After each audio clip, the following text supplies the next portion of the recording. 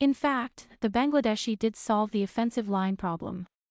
It's just not good enough. If I had $1 for every Twitter comment, story response, or radio show question the past few weeks that included something about the Cincinnati Bengals ignoring the offensive line last offseason, well, I'd be writing to you from somewhere warmer than suburban Chicago. Folks, it's just not true. The Bengals didn't ignore anything up front. If you want to criticize them for not addressing it properly, by all means, go right ahead. We'll back you up on that. After all, this is not a pass-blocking unit that deserves a slew of bouquets after allowing 19 sacks and a total of 31 hits on Joe Burrow in 4 playoff games. But to say that they ignored the line, that Mike Brown and Duke Tobin built their roster like a fantasy football team, is just revisionist history. To say they didn't prioritize the position simply doesn't pass muster. The Bengals tried. They just too often picked the wrong players. Let's have a look at some of the many additions they've made, and how too few of them panned out. Ever since personnel chief Duke Tobin took over running the Bengals drafts in 2011, the Bengals have drafted at least one offensive lineman in every single draft,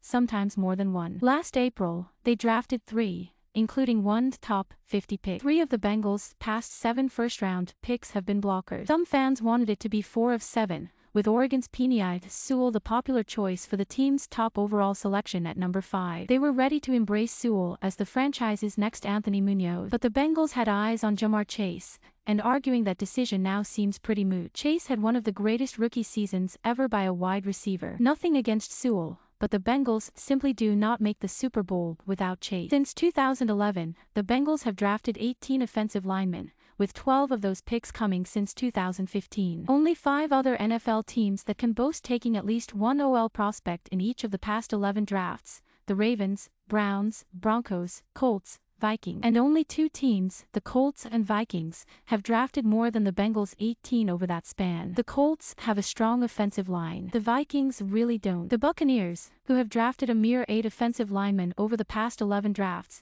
have had one of the NFL's best front fives the past few years. The problem really hasn't been the Bengals' intention. It's been their execution. Only one of the Bengals' 3 first-rounders remains on the roster, left tackle Jonah Williams, who, if we're being honest, might be a better fit at guard, although he was hardly the biggest problem with the line this year. Carmen got worked over when he got a shot and was benched. The 2 other 2021 OL draft picks, Dante Smith and Trey Hill, each got chances to play but also appeared to struggle. Another recent pick, 2026 rounder Hakeem Adeniji, had his hands full in the Super Bowl and was rated Pro Football Focus 81st rated guard. Yike. In short, the Bengals have addressed the O-line plenty through the draft. It just hasn't been pretty. Do the Bengals win the Super Bowl if Riley Reiff doesn't land on injured reserve in December? It's a question we've not heard asked a lot, but perhaps it carries a little more heft than the "Is Matthew Stafford a Hall of Famer now?" schlock. Reiff signed with the Bengals for 1 year and $7.5 million in March. Modest money, you say? Sure. But given that the Bengals pretty much revamped their entire defense in the 2020 and 2021 off-seasons,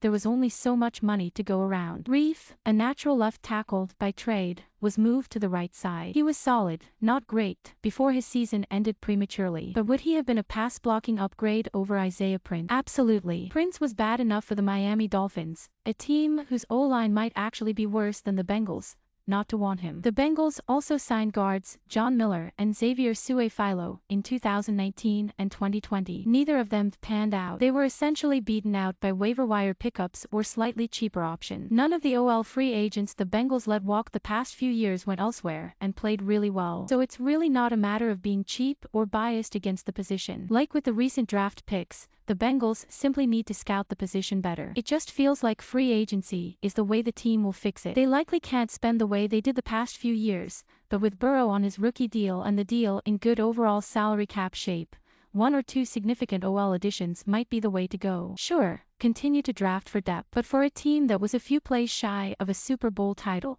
adding a big piece up front might have to be the way they go. And this is a good OL free agent class. Terron Armstead, Orlando Brown Jr., Brandon Scherf, Ryan Jensen, Austin Corbett and others all will become available to sign in a month's time. The Bengals know they need help up front, even after spending so many resources there. They just need to shop smarter and better. It will be the storyline of the Bengals off-season.